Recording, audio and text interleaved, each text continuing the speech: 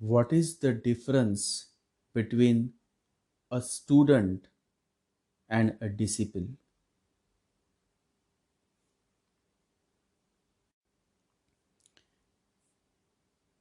There was a young man,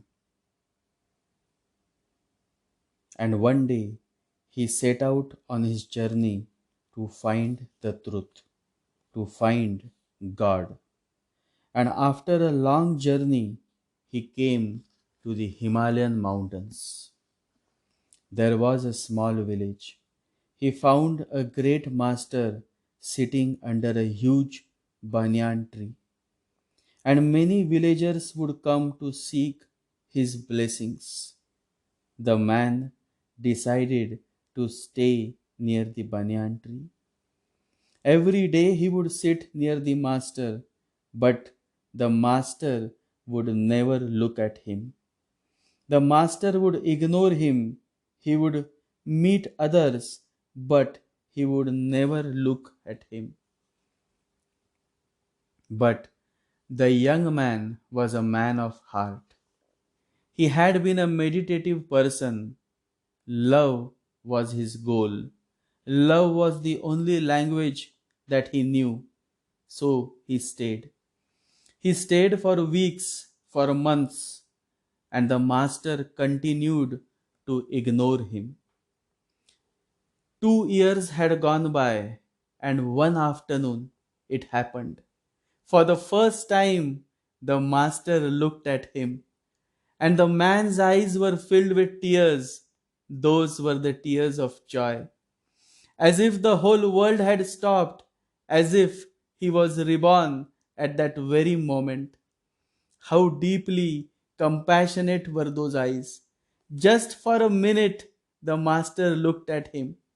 Just a minute, just 1 minute, and his heart moved deeply.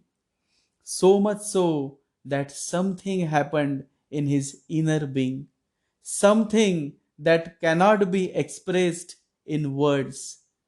The man was touched, deeply touched. And then a few more months went by. The master never again looked at him. Weeks and months and years, and after 5 years, something beautiful happened. One day, the master just looked at him and smiled, a very sweet smile, a very deeply insightful smile, as if the signal was coming his way. He was flowering, he was growing, he was coming closer to his self. The man also smiled back. Not a single word was spoken, not a single question was asked, not a single doubt was raised, and the daily course of life continued. And then, after 2 more years, early morning, when the man was in his deep meditation, the master came. For the first time in 7 years, the master himself came, touched his forehead, and said, Bhola, that was his name. Bhola, you can now leave. You are ready, and so I have come, just to tell you, just to give you the message that you have become a full moon. Bhola, you can now leave and spread the message. And Bhola started crying. He could not control himself. How much he had waited for the master's words. How much he had waited for his touch, for his message.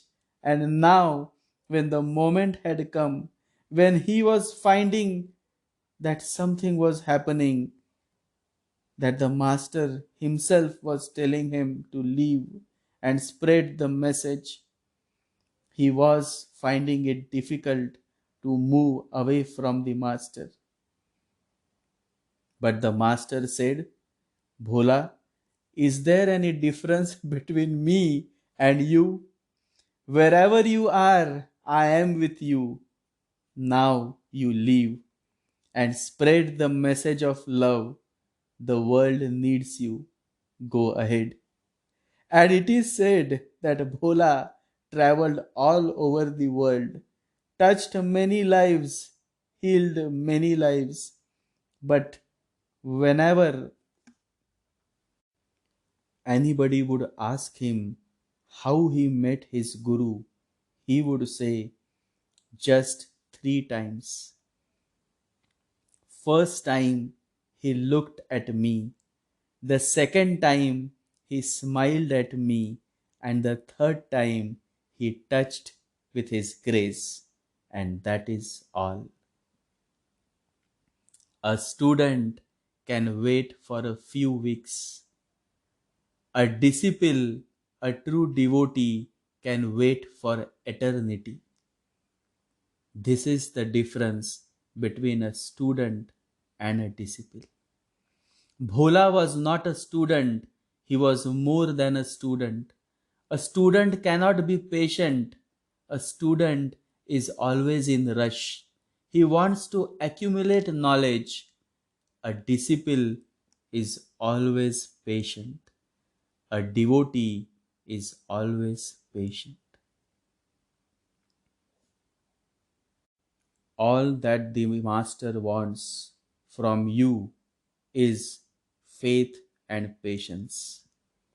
Sai Baba used to say, I want something from you. Can you give it to me? It requires big heart to give. Weak people cannot give.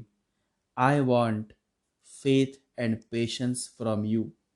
And when you give me these two, then you have to walk on path of this. Now ask yourself that are you strong enough to give me? Sai Baba, his whole life emphasized on the significance of having faith and patience, Shraddha or Saburi. Ask yourself, are you strong enough to give faith and coin? Are you strong enough to have faith and patience? If you have faith and patience, then there is no need to worry. There is no need to find the master. The master will come to you. There is no need to go to the Himalayas. The Himalayas will come to you. And one day you will realize who is your master, and then the melting will happen. Then the oneness, then there is no looking back. Then everything around you is the same, but you are no more the same. Then there is a song to it, a beautiful painting, and life becomes a garden of bliss. The relationship between a student and a teacher is that of the head, and a relationship between a disciple and a master is that of the heart. It is a love relationship mad in the eyes of the world, utterly mad. To see Krishna, first you have to be like Arjuna. To meet the master, first you have to get ready. The cup is useful because it is empty. Unless you unlearn all that you have learned so far, you cannot understand a single word that the Master is saying. Many people come to the saints, to the divine saints, but all they do is nod their heads in agreement. When you nod your head in agreement and disagreement, the mind is in the play, because it is only the mind that can agree and disagree. The mind is logical, the heart isn't. Do not agree and do not disagree, just be. Just let the golden words of the Divine Master penetrate your being. Don't let the mind become a hurdle, else you will go on agreeing and disagreeing, and in this futile exercise of the mind, you will miss. You will simply miss the most beautiful moment of your life, the omnipresence of the Master, the grace of the Master, the word of the Master. When you go to the mountains and you listen to the sound of a waterfall, do you agree with it or disagree with it? You simply listen. Similarly, when you are in the omnipresence of the Master, just listen. Don't get into the mind trap of agreeing and disagreeing. Let the mind take the back seat and let your heart take over. And when the heart is above the mind, the questions stop, the seeking stops, the noise stops, and all that remains is eternal peace, bliss, and joy within. Let there be no question of finding the destination. Let your journey itself become the destination, and then life will be no more the same. Then the flowering starts happening. Then you truly start living. Life is a verb. Life is not a noun. It is really living, not life. It is not love. It is loving.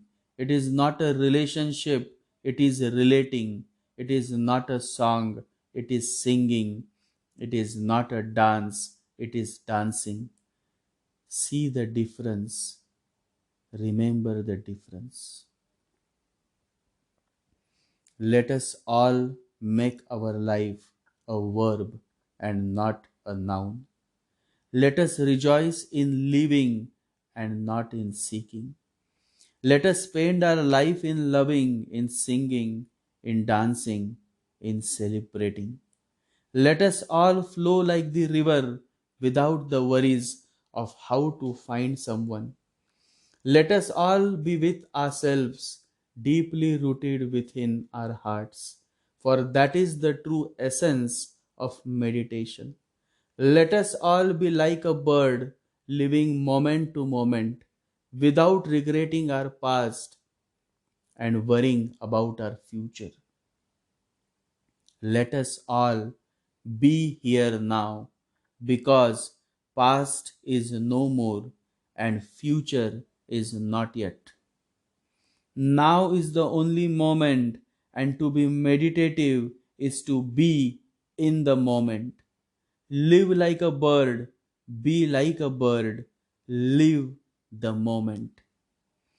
The Master says, Isness is the business of the Buddhas. It is my business too, and it should be your business too. To be here now is the essence of meditation.